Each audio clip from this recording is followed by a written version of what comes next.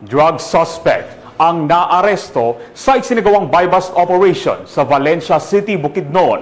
Patrolwoman Danessa Berdos, ibalita mo.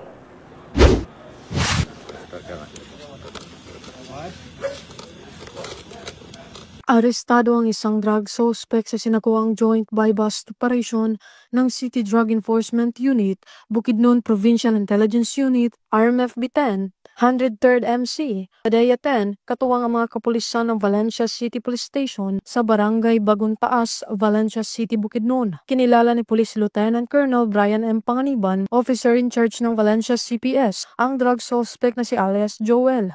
Lalaki 36 na taong gulang, may asawa at residente ng nasabing lugar.